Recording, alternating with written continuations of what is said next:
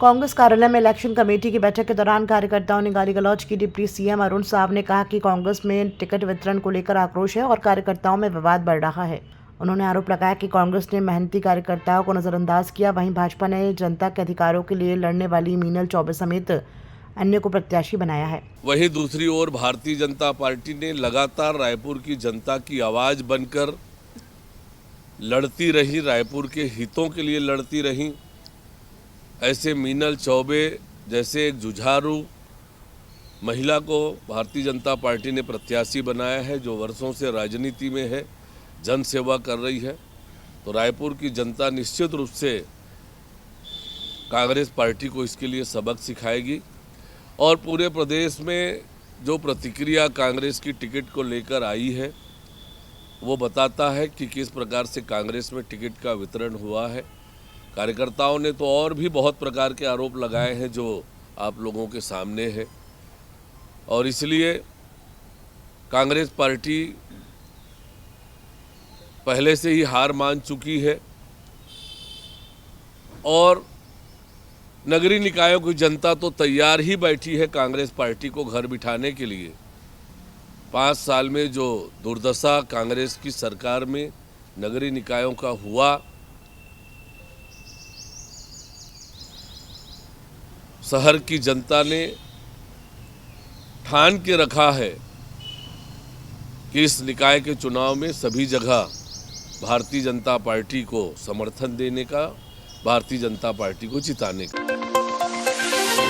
महाकुंभ में धर्म संसद पर डिप्टी सीएम अरुण साव ने कहा कि छत्तीसगढ़ में चुनाव की प्रक्रिया चल रही है, लेकिन तय समय पर वे महाकुंभ जरूर जाएंगे। उन्होंने कहा कि देश भर में सनातन की स्थापना हुई है और सनातन का डंका बजा है। इसके अलावा सनातन को लेकर चारों ओर सकारात्मक संदेश है। धर्म संसद पर टिप्पणी करते हुए उन्होंने कहा कि इस बारे में अभी मत देना ठीक नहीं होगा, क्योंकि सनातन परंपरा हमारी संस्कृति का अभिन्न हिस्सा है। देखिए, मैंने कहा कि ये धर्माचारी लोग, धर्म संसद है, वहाँ पर वो क्या निर्णय करेंगे, क्या उनका अभिमत है, उस पर किसी तरह का टिप्पणी करना मेरे लिए वाजिब नहीं है। लेकिन मैंने जैसे कहा कि पिछले कुछ वर्षों में सनातन फिर से अपने पुराने स्वरूप में आ रहा है और सनातन ही हमारी परंपरा, हमारी संस्कृति का हिस्सा है। और आज दुनिया में सनातन का जिस प्रकार से डंका बजा है, तो निश्चित रूप से फिर से सनातन का प्रभाव पूरे देश और दुनिया में बढ़ा है। राजधानी के थाना मंदिर हसौद पुलिस ने मुखबिर सूचना पर पुलिस ने ग्राम सेरीखेड़ी में रानी मनहरे के घर छापा मारा और वहां से 109.800 लीटर अवैध शराब बरामद की, जिसकी 67,100 रुपए थी। आरोपियां रानी मनहरे 38 वर्ष जो अवैध शराब बेच रही थी को गिरफ्तार कर आबकारी एक्ट के तहत मामला दर्ज किया गया है और उसे न्यायिक हिरासत में भेज दिया।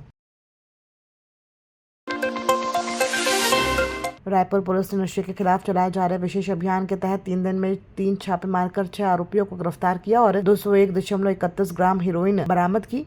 आरोपियों में 5 पंजाब राज्य के निवासी हैं। रायपुर पुलिस ने नशे के खिलाफ चलाए जा रहे विशेष अभियान के तहत 3 दिन में 3 छापे मारकर 6 आरोपियों को गिरफ्तार किया है और 201.31 ग्राम हेरोइन बरामद की। आरोपियों में 5 पंजाब राज्य के निवासी हैं। पुलिस ने 18,20,156 रुपए कीमत की हेरोइन जब्त की है। गिरफ्तार आरोपियों में जगदीश सिंह, शीतल राजपूत, चरणजीत सिंह, जॉन मसीह, शाहिदा बेगम और काश्मीर सिंह शामिल हैं। सभी के खिलाफ एनडीपीएस एक्ट के तहत मामला दर्ज कर उन्हें न्यायिक हिरासत में भेज दिया गया है। राजधानी के थाना डीडी नगर क्षेत्र में सूने मकान में चोरी करने वाले 2 शातिर नकबजन को गिरफ्तार किया गया। आरोपी वीर अभिमन्यु देवदास उर्फ मुन्ना और तिलक सागर ने गणेश गार्डन में एक मकान को अपना निशाना बनाकर चोरी की थी। पुलिस ने दोनों आरोपियों को गिरफ्तार कर उनके कब्जे से सोने चांदी के जेवरात और नकदी रकम कुल 2,30,000 रुपये कीमती सामग्री बरामद की गई है। इन दोनों आरोपियों के खिलाफ चोरी और नकबजनी के 1 दर्जन से अधिक मामले पहले भी पंजीबद्ध है। पुलिस ने anti crime and cyber unit की मदद से इन आरोपियों को पकड़ने में सफलता पाई है।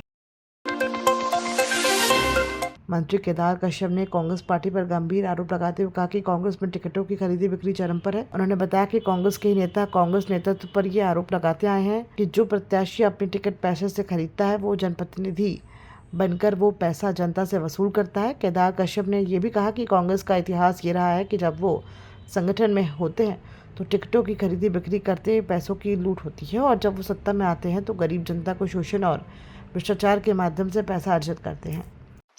कांग्रेस पार्टी, चाहे वो केंद्रीय नेतृत्व हो चाहे उनका प्रदेश नेतृत्व हो, जिस तरीके से वो टिकटों को लेकर के, पहले तो उनके पास में कोई दावेदार नहीं होता कांग्रेस पार्टी के जो कार्यकर्ता है, और पैसे लेन देन करके वो टिकटों को बेचने का काम करते हैं।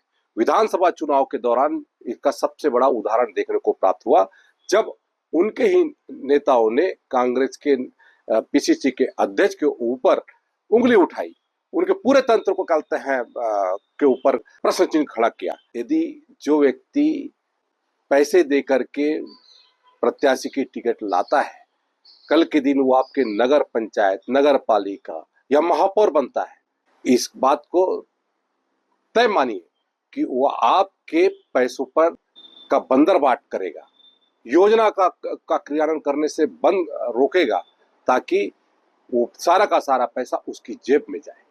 अब आपको तय करना है कि आपका नगर पंचायत का अध्यक्ष, आपका महापौर, नगर पालिका का अध्यक्ष कौन हो, जो आपके योजना का, चाहे केंद्र की योजना का हो चाहे राज्य की योजना का, सीधा सीधा लाभ पहुंचा सके।